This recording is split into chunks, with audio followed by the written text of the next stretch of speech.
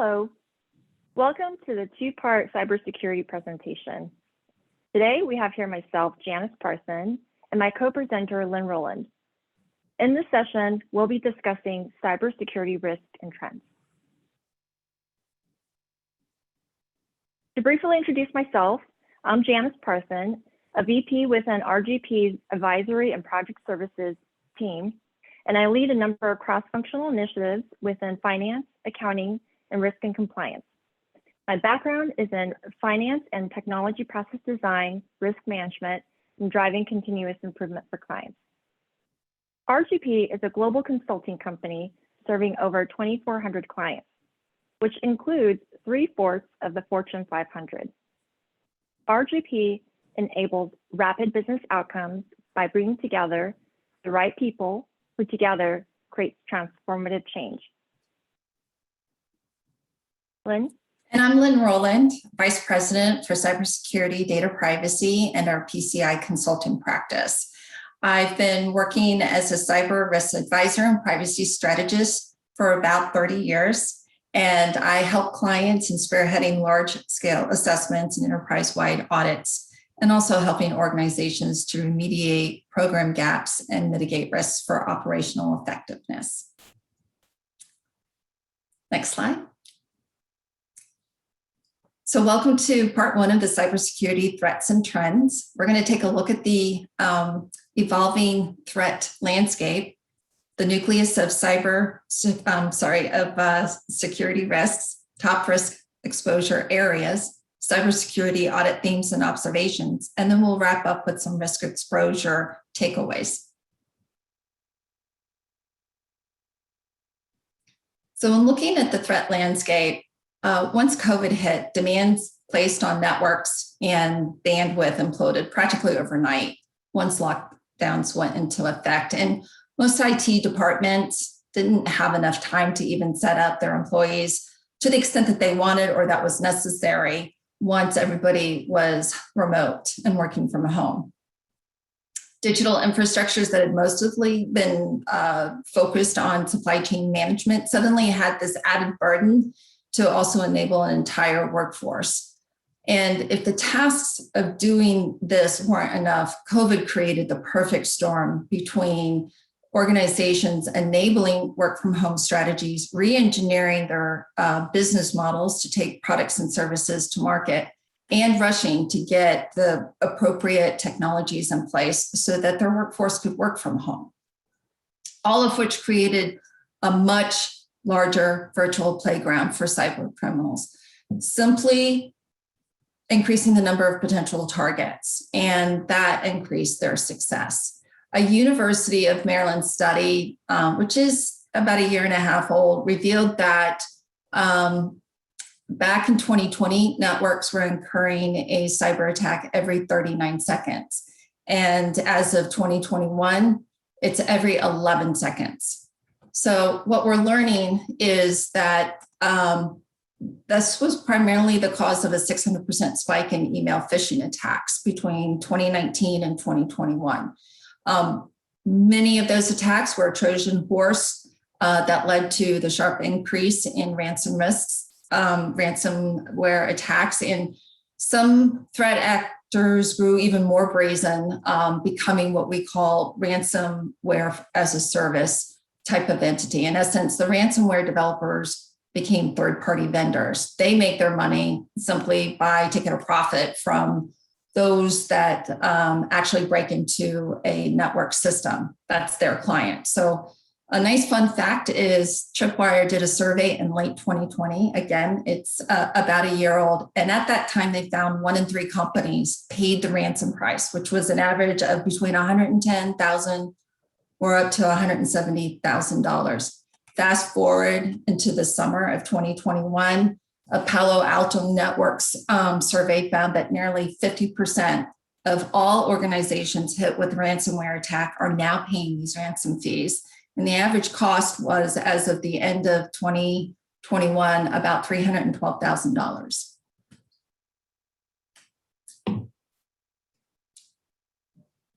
Next slide. Some of the trends and issues that we have seen are really a factor of a cyber landscape that has been rattled with some major attacks.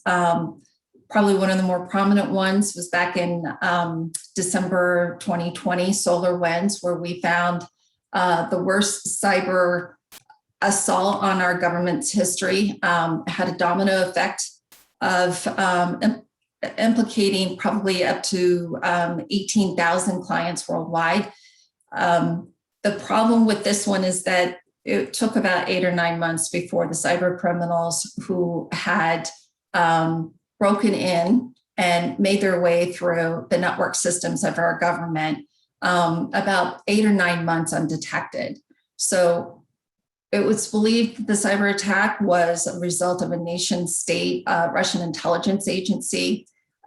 We had everything from trade and state secrets, compromised intellectual capital, personal data that was collected, and I'm sure defense strategies.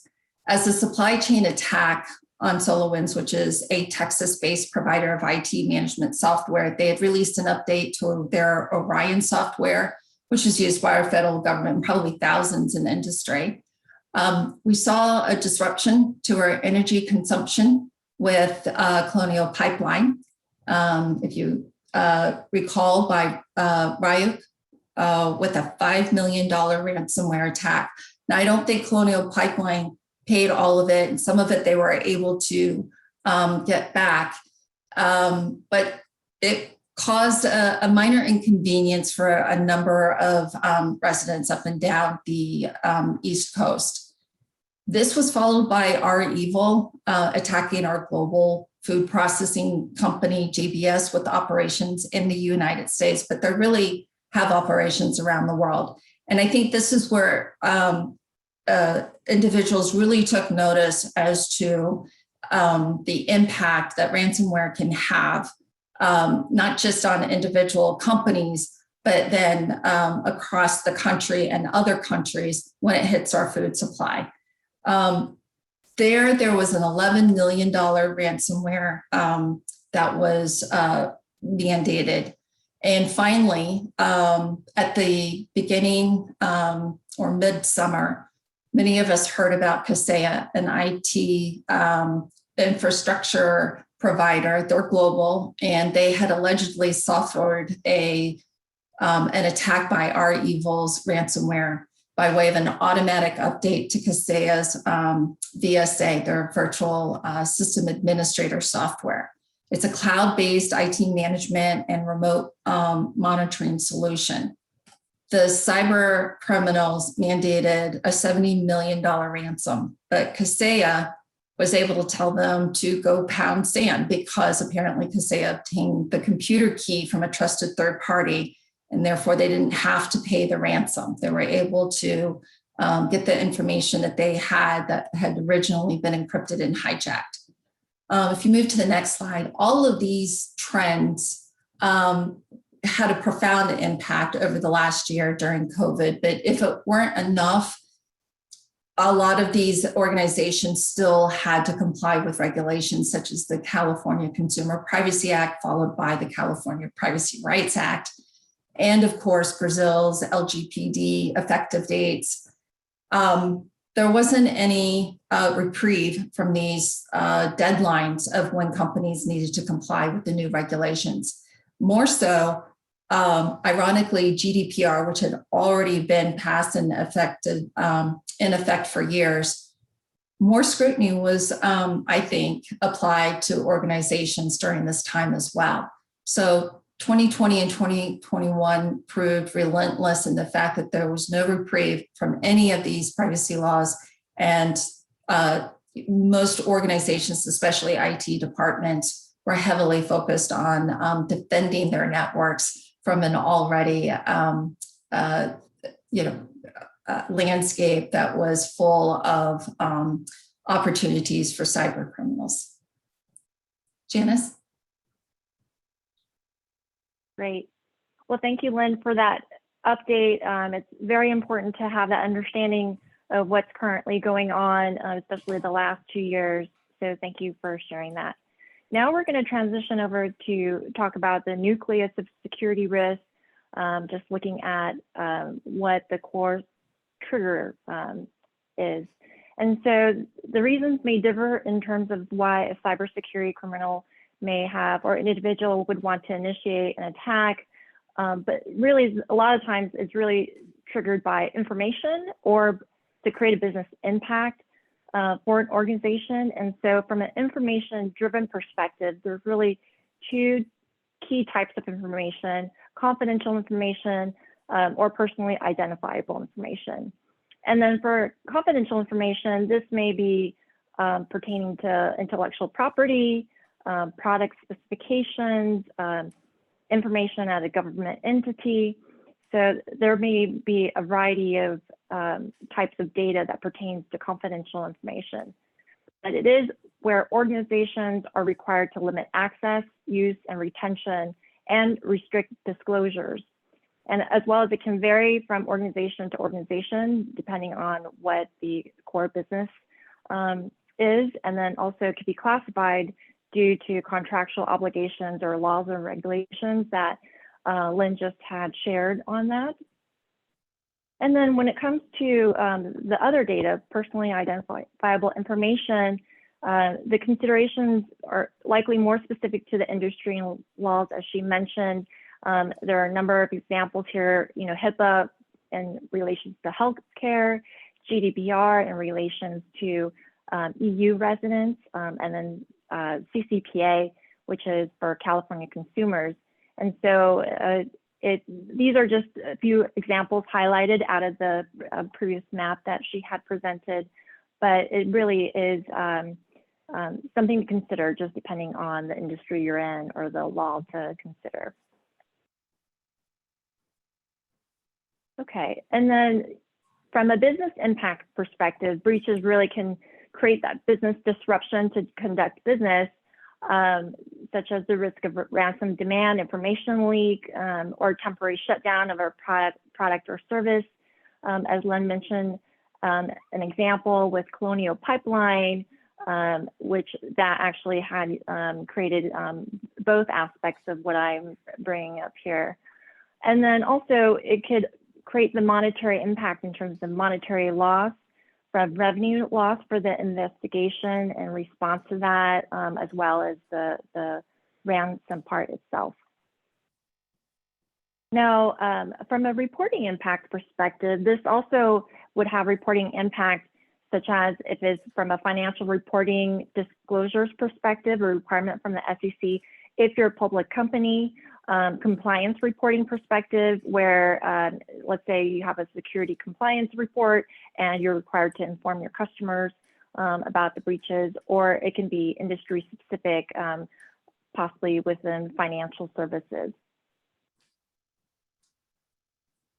Now let's take a look at risk exposure areas from research studies and reports issued. That's what I'm going to highlight next. So these numbers are from an annual study that's conducted independently by the Potent Institute, and it's referred to as the IPM Security Cost of a Data Breach Report 2021.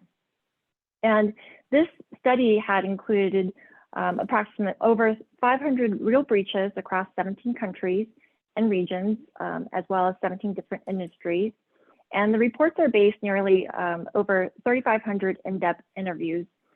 So just to give a little bit of background in terms of the total cost calculation, the total cost that the study took into consideration was more so from the entire breach cycle, as well as estimated monetary loss. So some of these figures are more so estimates and incorporating the calculation itself. So there were 4 components considered: detection and escalation, notification, post-breach response, as well as lost business cost, which is actually probably about a third of the cost estimate in here. That may include business disruption and revenue losses from that. Just to give background as you're looking at the numbers. So as you can see here, at least for this particular study, the total cost of a data breach on average was 4.24 million, and the cost per lost or stolen record on average was $161. And so as you can see, these numbers are pretty significant, and some studies may vary depending on the figures, as well as the cases being looked at, the size of the entity. But it really is important to take that into consideration, what impact and costs that may create in terms of for your organization. And then the other thing I wanted to call out was in terms of the number of days to identify and contain a breach. On average, it's suggested 287 days from the study, and part of it is having to have 2/3 of the time to identify the breach and then 1/3 of the time to contain. So it's an interesting study that the IBM security issues each year. Now I'm going to transition to a different study. This information is from the Verizon 2021 Data Breach Investigations Report. And this study is based on over 29,000 security instances, as well as over 5,000 data breaches that were provided by contributors and sampled from 88 countries around the world.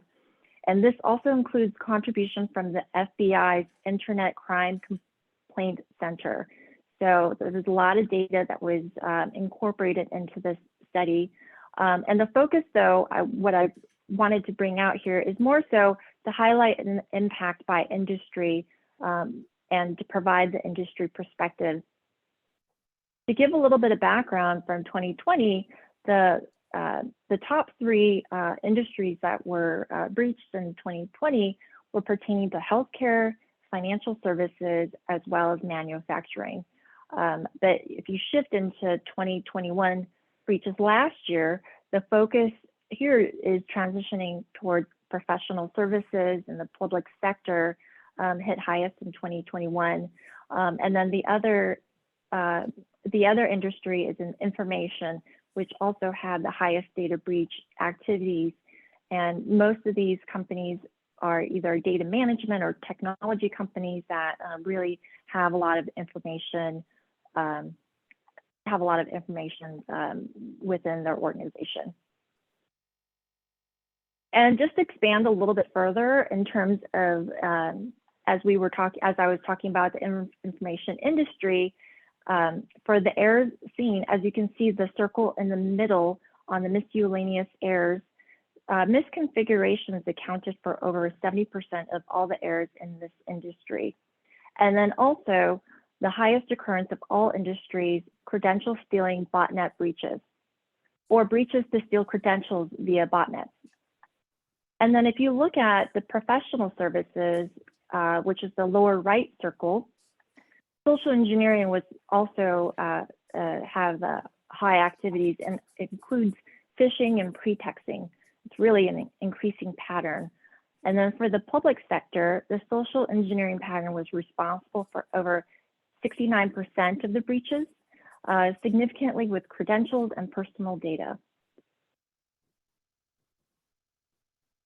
And then to continue with the 2021 Verizon report, what really the intent to highlight here is to show that the top breach pattern for 2021 was social engineering.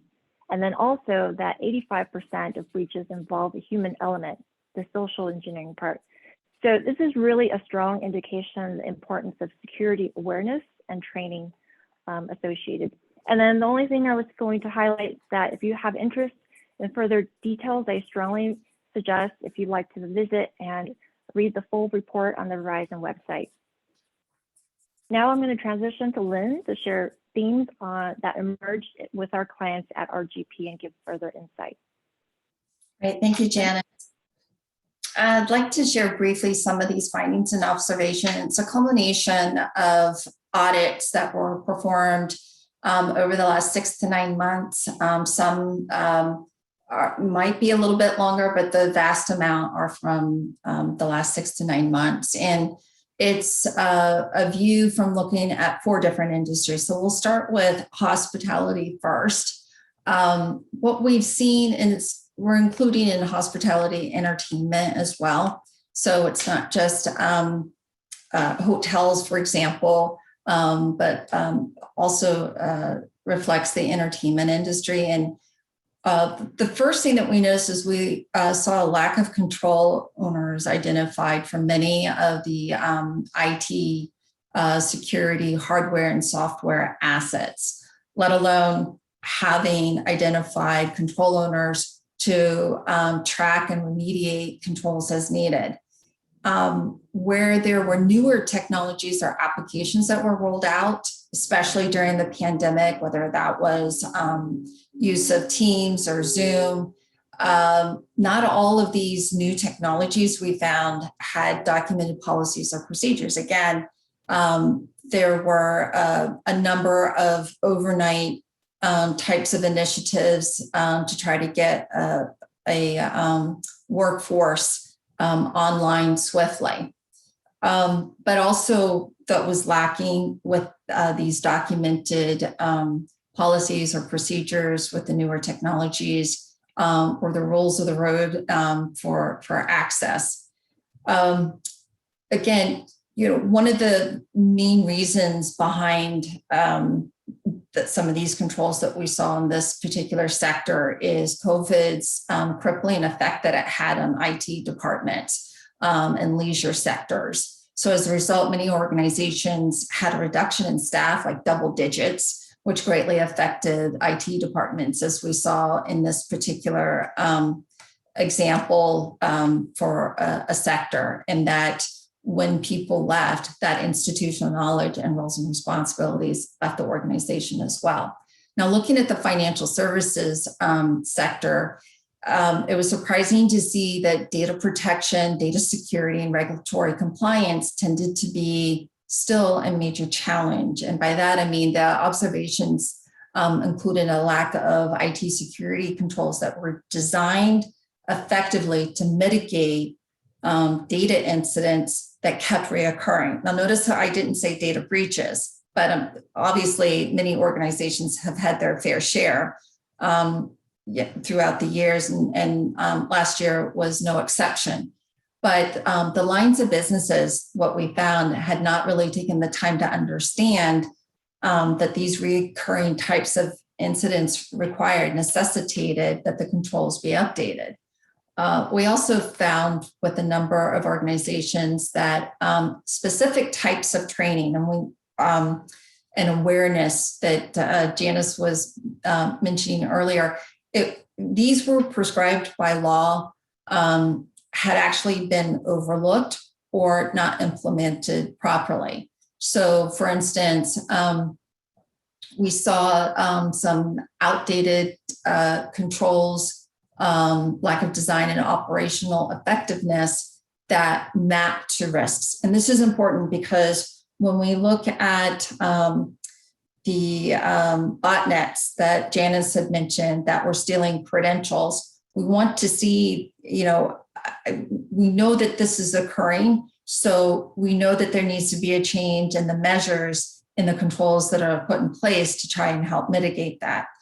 Finally, we saw controls that were spread across multiple owners, across multiple departments, and even to multiple individuals in the same department. So you would think, wow, so many people are aligned to a specific control or to specific controls, and that would be great. But it's not, because the accountability was diluted so much that there was no real clear ownership for some of those controls. So ironically, in the first example, the hospitality and entertainment sector, the control owners were so few, there weren't enough to cover all of the measures that needed to be monitored or updated or tracked. And in this finance sector example, what we found was there were too many control owners to the point where there was inertia. The revised and improved and enhanced controls were kind of stuck because no one person could take responsibility. On the next slide, we look at the retail sector. And what we saw there were organizations whose growth had actually exploded due to acquisitions in recent years, or for some, a rise in their online sales due to COVID. So where you had storefronts that were shut down due to the lockdowns, and people couldn't go and shop, again, kind of like in the hospitality and leisure and entertainment sector, the IT department was the first to let go many staff. And then all of a sudden, with one of our clients in particular, although I could say that there were several, they had a rise in their online sales. And then because of that growth, they didn't have the proper controls that were in place to deal with that. And for example, if they didn't keep pace with that growth, then they weren't adopting like an identity and access management strategy or new technologies like a platform like SailPoint to help manage identity access and credentialing, which we know was something that botnets can steal and often wreak havoc within an organization. As for causes, like I said, we saw constrained resources in IT departments, and that slowed progress down against implementing roadmap strategies and other cyber solutions. Finally, in the healthcare space, we saw a lack of standards and processes for evaluating and monitoring third parties and vendors, and in particular, vendors that had access credentials to IT systems and applications and networks of organizations who were not properly evaluating and auditing or working to understand better how third parties were protecting crown jewels or that they were compliant with regulations. So for example, we saw that monitoring and managing the contracts, the SLAs, the service level agreements, and the MSAs, the master service agreements, they were unable to demonstrate their due diligence of evaluating third-party risk management. So what was common is what we saw a lack of contractual language that articulated specifically what our clients expected of third parties and vendors that they were working with. What explicit cybersecurity, information security controls and measures would they expect to see, as well as securing expectations around securing data. So clients tended not to have any degree of confidence, or they couldn't say with a degree of confidence that their vendors were adequately securing their data and or that they were compliant with data privacy regulations. The cause of this, with healthcare organizations, they typically have a tremendous amount of vendors across their value chain. So vendors that provide outsourced services, specialty care, and back office solutions, the process to perform ongoing vendor reviews to identify and address and manage these risks, it's just such a Herculean task because there are so many vendors that are involved. Yeah. You could argue that that's true of many different sectors, but in particular, it tends to be much more difficult with our healthcare folks. And with HIPAA privacy rules and the security rule, you would think that that would not be as much an issue given the requirements there or around GDPR, Article 28. But, HIPAA trumps that, and we're still finding that that's a challenge for many organizations. Next slide. Great. Thank you, Lynn, for sharing that. A lot of insightful details from an industry perspective. So appreciate you providing that, that information.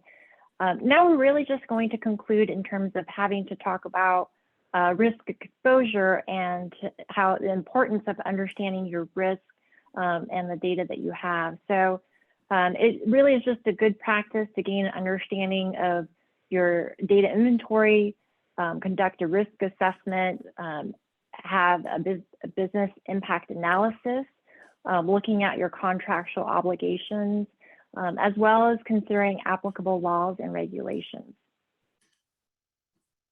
Now, we want to thank you for your time and watching this session. Heard perspectives from Lynn and myself regarding the cybersecurity risk and trends. Please stay tuned for our second session available, Remedies for Cybersecurity Risk. Thank you.